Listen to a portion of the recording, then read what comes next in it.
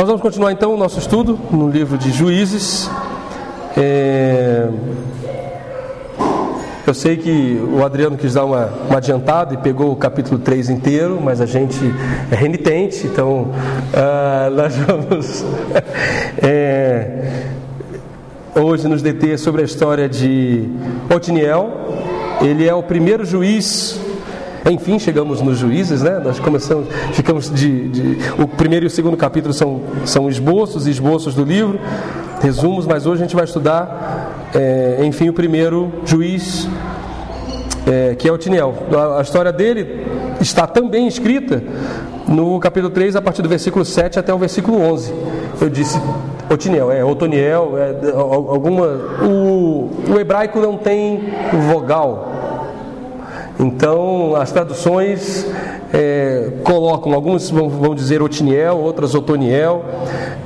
Está falando da mesma pessoa, obviamente, mas eu estava dizendo que esse é um dos trechos que fala sobre ele, porque nós já lemos sobre Otoniel no capítulo 1 e também o livro de Josué traz sobre Josué. Inclusive foi o Roger que nos trouxe esse texto quando a gente estava no capítulo 1 e inclusive citou o capítulo que trata dele no livro de Josué. Mas vamos lá, Juízes, capítulo 3, a gente vai ler a partir do 7 e vai até o 11. É a NVI que está ali, então a gente vai ler ali. Os israelitas fizeram o que o Senhor reprova, pois esqueceram-se do Senhor seu Deus e prestaram culto aos Baalins e aos postes sagrados. Acendeu-se a ira do Senhor de tal forma contra Israel que ele os entregou nas mãos de Cuxã-Risataim, rei da Mesopotâmia, porque os israelitas foram subjugados durante 8 anos. Mas quando clamaram ao Senhor, ele lhes levantou um libertador, Otoniel, filho de Kenaz, o irmão mais novo de Caleb, que os libertou. E o Espírito do Senhor veio sobre ele, de modo que ele liderou Israel e foi à guerra. O Senhor entregou Cuxã-Risataim, rei de Arã, nas mãos de Otoniel, que prevaleceu contra ele. E a terra teve paz durante 40 anos, até a morte de Otoniel, filho de Kenaz. Amém. Vamos orar mais uma vez. Senhor, esta é a Tua palavra, perfeita, que apesar de toda a ciência, apesar de toda a filosofia, se mantém como fonte de sabedoria. Apesar de todo o avanço tecnológico, apesar de tantas pesquisas que o homem tem feito sobre comportamento e sobre o seu próprio corpo e sobre tudo que se pode conhecer na natureza, a Tua palavra se mantém fonte de sabedoria. Que ela mais uma vez se revele como fonte de sabedoria para nós hoje, que possamos beber em nome de Jesus. Amém.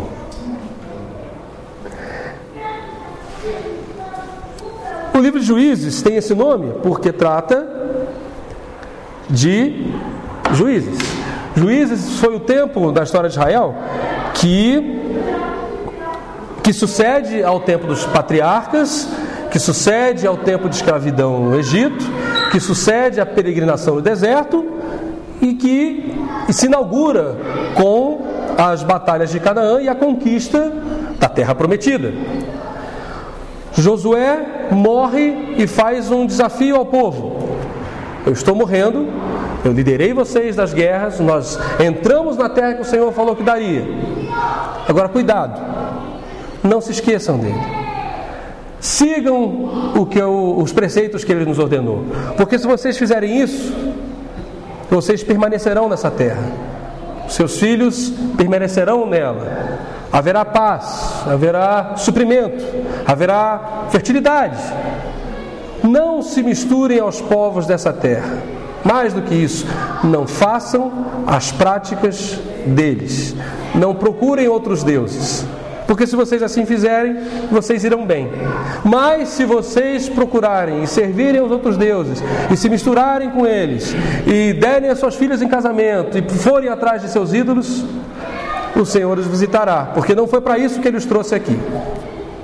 Josué morre, os patriarcas e os anciãos que estavam com ele, que viveram com ele, morrem, e uma outra geração, diz o texto, infelizmente, que não experimentou o Senhor, não conheceu o Senhor, se levanta. E essa geração se desvia.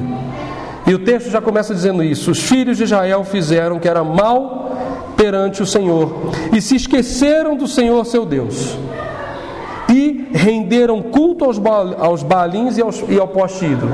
A gente já conversou sobre essas deidades, mas vamos no passo a passo. Primeiro, eles fazem o que o Senhor reprova. Que tipo de coisa o Senhor reprovava? O Pentateuco está farto de leis, sejam leis comportamentais, leis cívicas, leis ritualísticas, né? do culto, de culto ao Senhor, e eles tinham então um regramento enorme. Ora, para que alguém transpassasse ou errasse, era fácil.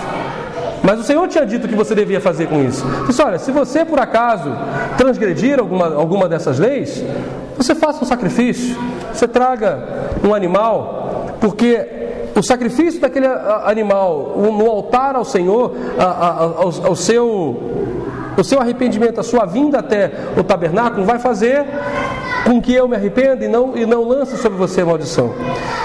Mas o povo não faz só o que era mal ao Senhor, ele faz o que era mal ao Senhor, não se arrepende. Por quê? Porque ele continua e se esquece do Senhor. Então ele faz o que era mal, não oferece sacrifício, não se arrepende, ou seja, ele esquece da lei do Senhor. E aí, quando ele, nessa gradação fatídica, né? Nesse caminho que só como é que é o texto sagrado? De abismo que atrai outro abismo, ele faz o que é mal, ele se esquece do Senhor e ele começa a adorar outro Senhor. Por quê? Porque no nosso coração há sempre a propensão a adorar alguma coisa. Se você tirou a adoração ao Senhor do seu coração, não tenha dúvida, você colocou outra coisa para adorá-lo. Que isso? Não, eu não ofereço um frango com farofa e vela na esquina. Eu não tenho nenhuma imagem, nenhum altar na minha casa com uma vela. Eu não tenho, não procuro espiritualidades que intercedam por mim no mundo dos espíritos e que me sirvam de guias. Não, eu não tenho outros deuses. E a gente já estudou que, infelizmente, nós temos colocado outros deuses. Que tipos de deuses nós temos colocado no local? Porque o pecado de Israel, e eu li isso num comentário e eu achei muito pertinente, não é que eles simplesmente retiram Deus da vida, mas é que eles abrem mão de só ter Deus e colocam outros deuses ao lado de Deus. Eles servem ao Senhor, mas eles servem também a outros deuses. Por exemplo, o versículo que termina, o versículo 6, né, que é o imediatamente anterior ao texto que começa a história de Otoniel, vai falar que o povo de Israel toma as filhas dos povos que estão em volta e dão as suas próprias filhas. Ou seja, eles se misturam na cultura e na forma de adoração que era algo que o Senhor tinha proibido. Não parece cruel que o Senhor tenha proibido que eles se misturassem? Nós lembramos que Israel é um sinal de Deus. Será que nós não podemos escolher as pessoas com as quais nos casaremos ou passaremos o resto da vida? Eu tenho certeza que nós temos essa liberdade. Mas onde nós vamos buscar essas pessoas? E olha, ainda que a gente procure num bom lugar, ainda assim... Gostei da risada do Túlio. Ainda assim não é garantia de sucesso. Ainda assim dá ruim. Por quê? Porque, enfim, há muito mais coisas do que simplesmente isso. Mas na Bíblia a gente tem princípios. E Deus falou para ele: olha, se você estiver Se você procurar só aqui, pode ser que você ainda vá se perder. Então, não aumente as possibilidades de erro. Mas é mais do que isso. Vocês sabem disso, os casados sabem disso. Quando você se casa com alguém, você passa a partilhar também da história dessa pessoa, da história de vida anterior, dos costumes. Eu e Cintia tivemos a oportunidade de assistir a nesses últimos dias dois filmes, eles chamam de série, mas são dois filmes que tem no Netflix, chama A Tenda Vermelha. A Tenda Vermelha. Vocês já assistiram A Tenda Vermelha?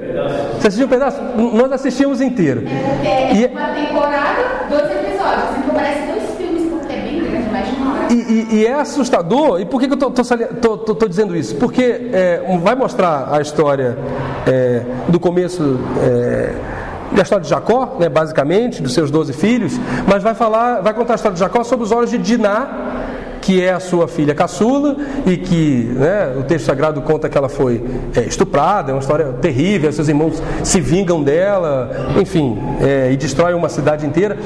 É sob os olhos de Diná a história, mas mostra, na verdade, e algo que me saltou muito aos olhos, é essa adoração a outros deuses. O paganismo, né? Trazer das suas famílias, as mulheres de Jacó. Exato, ele vai trazer o vídeo, esse filme mostra que já em Jacó havia uma adoração, havia uma busca, um culto a outros deuses que não só ao Senhor.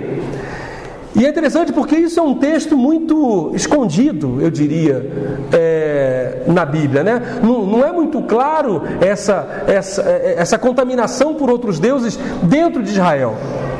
Eu acho que comentei isso num outro texto aqui, mas é justamente Raquel que rouba do seu pai Labão os deuses, esconde, e esses deuses, e aí o filme pega esse mote, né, para dizer que então as mulheres tinham não adoravam somente a Deus, mas tinham esse outro costume.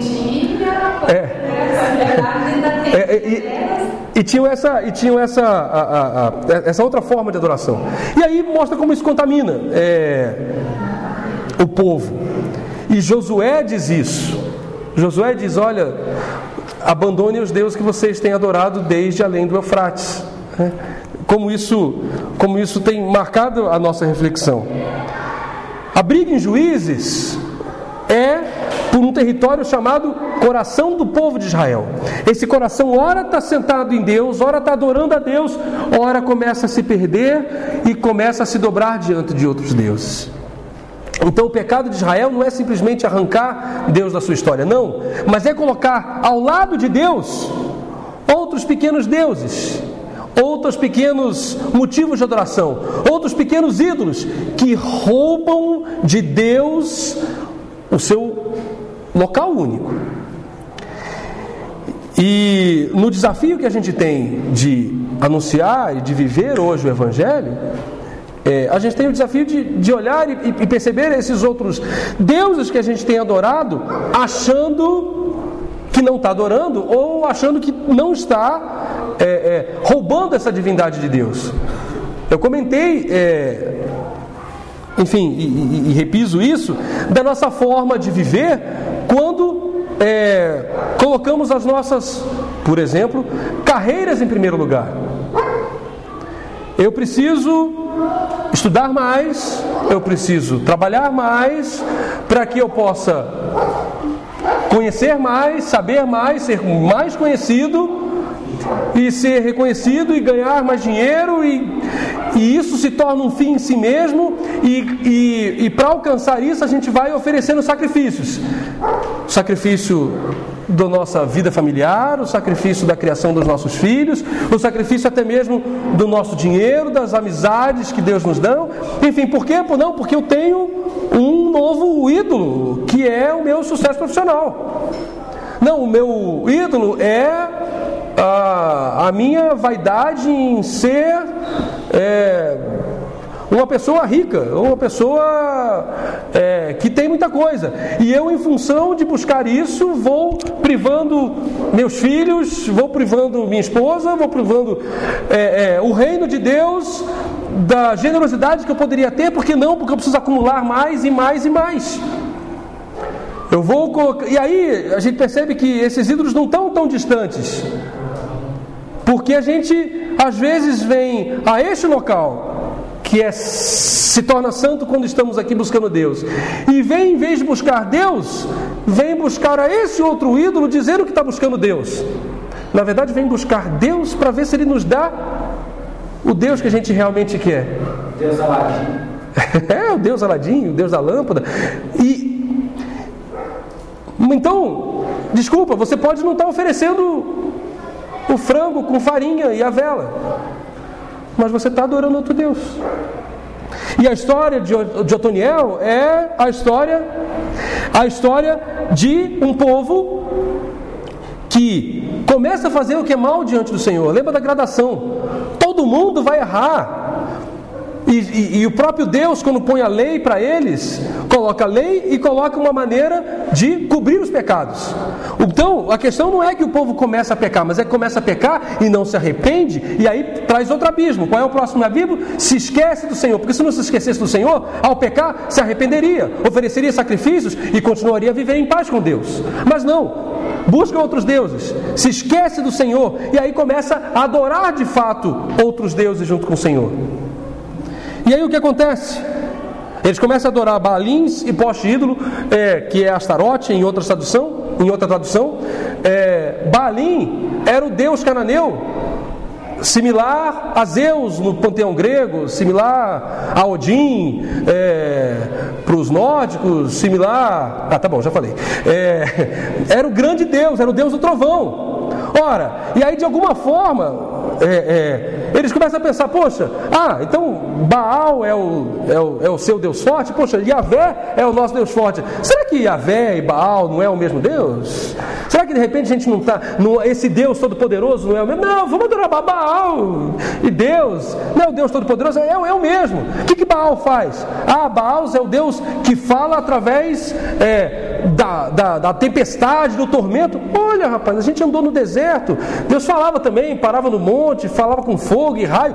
Olha, vai que Baal, numa releitura da palavra, pode ser Yahvé também. E a gente vai trazendo outros deuses para perto desse Deus que não é o nosso Deus. E a bendita da poste ídolo de Astarote é a deusa da fertilidade. Por quê? Porque para eles importava se multiplicar, importava que eu tivesse filhos, que meus gados tivessem outros gados e que minha agricultura, minhas terras produzissem mais. Me importa que eu tenha filhos, me importa que eu tenha posses, me importa que eu tenha mais. Pois são esses deuses que eles estavam adorando. E talvez sejam esses deuses que a gente continua adorando. E aí vamos para o versículo 8. E então a ira do Senhor se acendeu contra Israel. Velho Testamento. E aí a ira do Senhor se acendeu contra Israel, de tal maneira que ele os entregou nas mãos de Cuxã-Risataim, rei da Mesopotâmia. Aí veio a perseguição. Que dureza! Deus tem tanto ciúmes do seu povo que ele fala, olha, eu preciso trazer de volta. Quem é o pai aqui que não corrige seu filho? E se alguém levantar a mão, eu vou dizer, você está traçando o caminho para a destruição dele. Nós, como pais, temos essa responsabilidade de corrigir os nossos filhos, de não deixá-los no erro. Então entendam o castigo do Senhor a Israel como um pai carinhoso, amoroso, que quer trazer seu filho de volta para o caminho certo. Ele fala, não, você está indo pelo caminho errado, você deixou a minha adoração, você se esqueceu dos meus preceitos, você se misturou a esse povo e contaminou a terra que eu estou botando você. Não é assim. E o castigo do Senhor se faz através dessa dominação, essa repreensão do Senhor. E por que eu tenho certeza que é uma repreensão que não é para destruição? Porque o povo não foi destruído. Porque bastou que o povo, vou continuar lendo, clamaram ao Senhor os filhos de Israel, e Ele lhes suscitou um libertador que os libertou. Bastou que o povo se lembrasse de Deus. Não, peraí, não são esses deuses falsos, não são essas coisas que eu tento preencher o vazio da minha alma, que eu acho que vão preencher a minha ansiedade. Não é isso que vai me dar verdadeira paz e verdadeira felicidade. Não é o Senhor, é buscar ao Senhor. Significa que você vai ter sucesso o resto da sua vida, que não vai acontecer coisas ruins? Não, mas significa que mesmo nas coisas ruins você vai estar em paz com Deus. E esse cuidado e esse zelo do Senhor se demonstra, e Ele levanta um libertador. Clamaram ao Senhor os filhos de Israel, e o Senhor lhes suscitou um libertador que os libertou. Otoniel, filho de Kenaz, que era irmão de Calebe, mais novo do que ele. Quem é Otoniel? Otoniel é o genro de Calebe. Quem é Calebe? Calebe é um dos 12 espias que 45 anos antes de quando Calebe toma a posse. Aqui a gente deve estar falando de 80 anos antes. Que um bom tempo antes visita, é um dos homens escolhidos pelo povo de Israel para visitar a terra prometida e dizer o que ela tem. E eles chegam na cidade de Cades Barneia, e nessa cidade eles olham e falam: meu Deus, essa cidade é tudo grande, parece tu, as uvas são grandes, os figos são grandes, as frutas são grandes. Ah, mas os homens são grandes também. Eles são filhos de Anak, eles são gigantes. Ah não, olha, apesar da terra realmente manar leite e mel, como o Senhor falou que ela manaria, mas ela tem gigantes, é melhor a gente vai ser derrotado. Deus na verdade nos tirou do Egito para nos matar no deserto. Essa é a conclusão que 10 dos 12 espias chegam. E só Josué e Calebe destoam do senso comum. E Deus os honra, porque destoar do senso comum nem sempre é certo. Destoar de Deus sempre vai dar errado.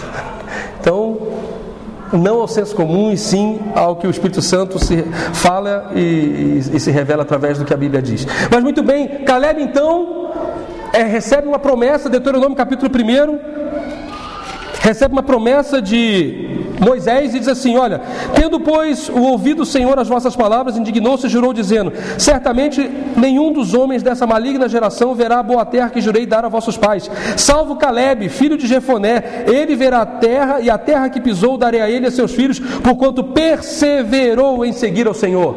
Isso é Deuteronômio capítulo 1, Moisés falando para Calebe. Depois, em Josué, no capítulo 15, primeiro no capítulo 14, depois no versículo 15. Josué capítulo 14, versículo, a partir do versículo 9. Então Moisés naquele dia jurou dizendo: certamente a terra em que puseste o pé, isso é Calebe pedindo a Josué a posse da terra, em que puseste o pé, será tu e teus filhos herança perpetuamente, pois perseveraste em seguir o Senhor meu Deus. Aí Calebe diz: eis agora, o Senhor me conservou em vida como prometeu. 45 anos há desde que o Senhor falou comigo esta palavra, andando Israel ainda no deserto, e já agora sou da idade de 85 anos. Estou forte ainda hoje como no dia em que Moisés me enviou. Qual era a minha força naquele dia, tal ainda agora para o combate, tanto para sair com ele como para voltar. Agora pois, dá-me este monte de que o Senhor falou naquele dia, pois naquele dia ouviste que lá estavam os anaquins e os grandes e fortes cidades. O Senhor porventura será comigo para os desapossar como prometeu. Josué o abençoou e deu a Calebe, filho de Jefoné, Hebrom em herança. Portanto, Hebrom passou a ser de Calebe, filho de Jefoné, o quenezeu, em herança até o dia de hoje, visto que perseveraram em servir ao Senhor Deus de Israel. Dantes o nome de Hebrom era Kiriat-Arba. Este Arba foi o maior homem entre os anaquins, e a terra repousou da guerra. Olha só, Calebe recebe Hebrom como sua possessão. E aí, no versículo 13 do capítulo 15, a Calebe, filho de Jefoné, porém deu Josué uma parte no meio dos filhos de Judá, segundo lhe ordenara o Senhor, a saber Kiriat-Arba, isto é, Hebrom. Versículo 14: Dali expulsou Caleb os 3 filhos de Anak, Sesai, Aimã e Talmai, gerados de Anak. Vamos continuar. Subiu aos habitantes de Debir, cujo nome antes era Quiriat-Sefer, e disse Caleb, versículo 16: a quem derrotar Quiriat-Sefer e a tomar, darei minha filha Axa por mulher. Tomou-a, pois, Otiniel, o mesmo, filho de Kenaz, irmão de Caleb, e este lhe deu sua filha Axa por mulher. Esta, quando... Enfim, vou parar aqui no 17. Olha que interessante. Caleb já tinha possuído Hebron. Ele não precisava possuir Quiriat-Sefer, mas ele precisava ensinar aos seus filhos como é que se faz. E aí ele presenteia e diz: olha, para aqueles homens que aprenderem a servir ao Senhor como eu tenho servido, eu darei a minha filha como mulher. Esse servia muito a Deus, né? Porque dá a própria filha para quem servisse ao Senhor como ele. E Otoniel faz isso. Olha que interessante. É nesse momento que Otoniel se torna juiz e libertador de Israel? Não. Mas quem é que Deus escolhe como juiz e libertador de Israel naquela geração? Aquele que voluntariamente se propôs, não só por Axa e não só pela terra, mas pelo exemplo de Caleb. Aquele que aprendeu com Caleb como deveria agir. É esse que Deus levanta. E como é que Deus levanta? Veio sobre ele o Espírito do Senhor. Ah, que coisa linda. A gente vai passar dificuldade? Vai. A gente vai sofrer, às vezes a gente vai esquecer do Senhor, a gente vai passar um tempo buscando outros deuses, outras coisas na vida, vai botar outros altares na nossa existência, vou falar forte, hein? Vai acender outras velas, não é assim que a gente fala? Ah, eu acendo uma vela para Deus, outra para o diabo. Não, de repente você não está acendendo uma para Deus ou para o diabo, não, uma para o diabo, outra para o diabo também. Porque você acha que está acendendo para Deus ou não é para Deus que você está servindo. Mas enfim. Quem é que Deus escolhe para ser esse primeiro juiz? Esse primeiro libertador de Israel? É aquele que voluntariamente se propôs a servir ao Senhor e fazer como tinha que ser feito, expulsar os homens. E vem sobre ele o Espírito do Senhor. E olha que interessante, a gente vai fazer um paralelo entre Otoniel e Cristo. Porque ele diz: e veio sobre ele o Espírito do Senhor, ele julga Israel e sai à guerra.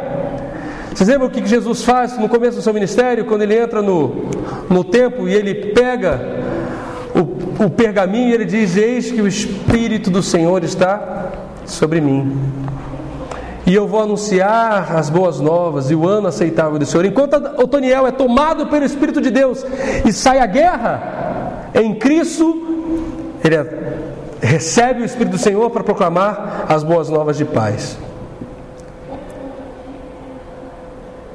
Por que isso? Por que essa diferença? Primeiro, porque é claro que Otoniel é um tipo de Cristo. Ele aponta para Cristo sem ser um Cristo perfeito. Mas dos juízes que a gente vai estudar, ele é um dos poucos que não há nenhum demérito, não há nenhuma acusação. E olha que a gente vai estudar histórias terríveis daqui para frente. Não é, Lu? Aqueles que já tiveram o prazer de ler Juízes sabem que as vidas dos juízes são distantes de ser vidas inspiradoras, mas não Otoniel. Não Otoniel. Por isso, essa semelhança com Cristo. Por isso a gente pode fazer essa metáfora. Enquanto sobre os dois vem o Espírito do Senhor, o Espírito do Senhor vem sobre Otoniel e ele é levado à guerra. Por quê? Porque o povo precisava de libertação. Em Cristo é anunciado a paz, é anunciado as boas novas. Para quem? Para aqueles que estão em prisões. Mas a libertação que o Senhor vem proclamar, que Cristo vem proclamar, não vem proclamar através da guerra. Ele vem, pelo menos não numa guerra externa, talvez numa guerra muito pior, que é a nossa guerra. A gente falava sobre conversão na quinta-feira e sobre a nossa dificuldade em de fato se render ao Senhor. E eu acho que é essa guerra que a gente vem. E não é à toa que nós dizemos, quando nós nos convertemos, que nós nos rendemos ao Senhor. É para apaziguar as guerras que estão internas, as lutas que temos dentro de nós e dizer: Senhor, toma conta, eu tenho tentado, mas eu sozinho estou fazendo errado, eu escolho o caminho ruim. Mas muito bem. E olha o texto como é que continua, e a gente se encaminha para o fim. Ele diz: o Espírito do Senhor vem sobre ele, e ele entrega o rei Cusar-Rataim, que é o rei da Mesopotâmia. Ele prevalece sobre ele, e a terra fica em paz durante 40 anos, até que Kenaz, Otoniel, morre. Olha de novo o exemplo oposto. Enquanto a terra tem paz, enquanto ele vive, e ele morre e acaba a paz. E acaba a paz por quê? Porque os versículos seguintes vão entrar no ciclo de Juízes. Eles vão se esquecer do Senhor, vão servir a outros deuses, o Senhor vai enviar a perseguição, eles vão se arrepender, o Senhor vai levantar um outro juiz que os vai libertar. Mas enquanto este juiz estava vivo, houve paz. Em Cristo é o contrário. É na morte de Cristo que nós temos paz. É essa inversão do modus operandi do mundo. O Espírito do Senhor não vem sobre Jesus para que ele declare guerra ao Império Romano, para que ele liberte Israel da opressão daqueles tiranos Césares e legiões romanas. Não. Olha só, é diferente. Essa libertação vai ser verdadeira e vai ser perene, porque ela vai ser dentro de você. Então não vai importar se você é homem ou mulher, bárbaro ou cita, escravo ou livre, grego ou judeu. Por quê? Porque você vai estar liberto dentro de você. E liberto do quê? Das coisas que te acorrentam, dos processos internos que se repetem ciclicamente na sua vida e roubam a sua alegria, roubam a sua paz, roubam a sua comunhão com Deus. É sobre isso que Juízes trata, dessa libertação, porque nós não estamos esperando um libertador, nós não estamos esperando um ano de eleição, né? A gente não está esperando um presidente que vá transformar a história desse país. Pelo menos eu não estou, porque a minha confiança não está nisso. Mas eu sei que se eu esperar no Senhor, a minha vida e as pessoas que estiverem à minha volta e a geração que caminha comigo, essa será transformada, essa será mudada, essa conhecerá o Senhor através das minhas ações, através da libertação que Ele operou em mim. Mas se a minha vida não estiver verdadeiramente liberta, e se eu estiver vivendo como os outros, entregando as minhas filhas, recebendo as filhas e adorando e seguindo o mesmo modo operando, a mesma maneira de viver, então desculpa, quem foi contaminado e quem está escravizado sou eu. E é por isso que a gente tem essa constante, não vou dizer angústia, mas anseio, desconforto interno dentro de nós, porque isso luta dentro de nós. Nós não queremos servir como o mundo porque tivemos a experiência com o Senhor, mas o mundo nos envolve, seus laços vão querendo nos abraçar e nos agarrar e cada vez mais nos fazer servir e andar no molde dele. Não, eu preciso trabalhar nos locais que o mundo diz que trabalha, ganhar o quanto o mundo diz que ganha, ter o conhecimento, comer o que o mundo, beber o que o mundo, se vestir do jeito que, e assim a gente vai botar o meu filho no lugar onde eles, e a gente vai se envolvendo e não é isso, e não deve ser isso. Mas verdadeiramente transformados por Deus, como a gente cantou hoje, Jesus Cristo mudou o meu viver, Ele é a luz que ilumina o meu ser, e diferente hoje é o meu coração. Isso tem que ser verdade. É assim que Ele nos chama. Então eu não quero que a terra tenha 40 anos de paz até que esse libertador morra. Não, esse libertador já morreu para que eu tivesse a paz agora, e uma paz que excede todo entendimento, e uma paz que não é como o mundo me dá, porque não depende das coisas que eu vejo, mas sim daquilo que eu creio que mudou o meu viver.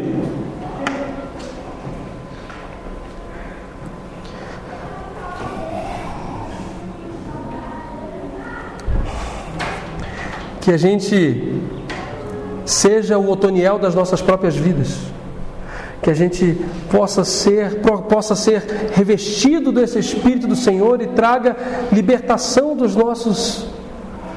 dessas correntes que tem nos prendido, que tem nos trazido.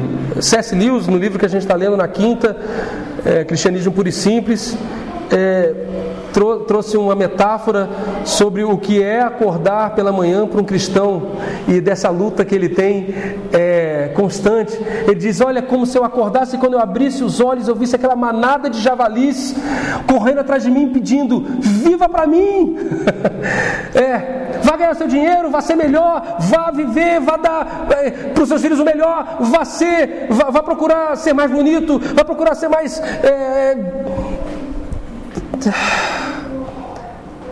E pior, né? Vá procurar ser...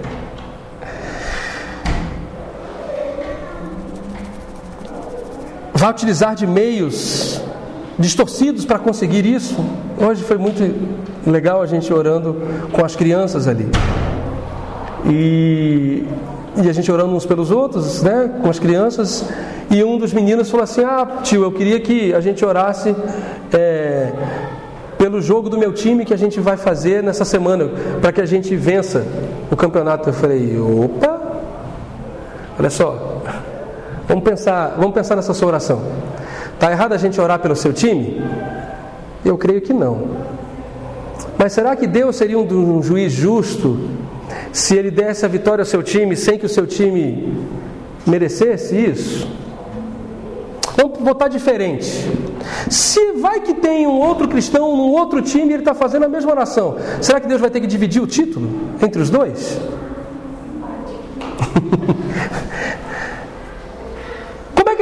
Como é que a gente pode transformar essa oração pelo seu time? Que tal se a gente orar para que no seu time ninguém se machuque? Não é uma boa oração? Melhor, para que no seu time ninguém se machuque e no outro time também ninguém se machuque. Que tal para que a gente orar que durante o jogo ninguém brigue? Que vocês não discutam, que vocês não usem a boca para falar palavrão? Que tal a gente orar para que o seu time não precise de simulação e fingimento para enganar o juiz, para ganhar alguma vantagem no jogo, mas que seu time realmente se esforce, treine e com isso ele consiga ser o melhor e ganhar? Eu acho que essa é uma oração que a gente pode fazer. E aí ele me disse assim: mas o tio falou da escola, o professor, que a gente tem um juiz para isso, que a gente deve pedir tudo. E que o juiz é que está ali para escolher e para saber. Ele disse isso, mas não é isso que nós, como filhos de Deus e seguidores de Cristo, devemos fazer. Olha que coisa! Simples, um exemplo banal, mas é de pequeno, é isso, é de pequeno que a gente tem que ensiná-los, e essa é a nossa cultura. Olha só o refinamento do pensamento. Não, tem um juiz, então se tem um juiz eu vou aqui fazendo tudo. Será que não é assim que os nossos políticos agem? Olha, enquanto o juiz não me pegar, eu estou fazendo. Aí Deus levanta um juiz e começa a pegar. Eita, vamos parar. O convite é que a gente consiga clamar ao Senhor para ser. Primeiro, reconhecer que nos afastamos. Primeiro, reconhecer que temos levantado os outros altares. Depois, ao clamarmos a Ele, pedir que Ele nos encha, que Ele derrame o seu Espírito sobre nós, para que a gente consiga de fato nos libertar os que estão às nossas voltas, os que estão à nossa volta, e aí proclamar paz, viver aquilo que o Senhor nos propôs. O Otoniel é só um exemplo, mas que o Senhor levante João, Camila, Luciana, Cíntia, Flavinho, enfim, Adrianos e Igors e Camilas e... É isso. Nós somos chamados para sermos esses que anunciam este reino que não vai se impor por armas, jamais, mas com corações convertidos, com joelhos dobrados, com a integridade e a fidelidade que aqueles que foram plenamente tocados e transformados por Deus têm. Em nome de Jesus. Amém. Senhor, eu quero mais uma vez te agradecer pela tua palavra, porque o Senhor transforma e tem transformado e tem libertado os nossos corações. Senhor, que possamos mais uma vez enxergar os altares a outros deuses que temos erigido, que possamos nos arrepender, que possamos te buscar e encontrar libertação em ti. Ó Espírito de Deus, vem sobre nós e nos transforma nos Otoniéis da nossa própria existência, para proclamarmos libertação. É em nome de Jesus que nós choramos, Senhor.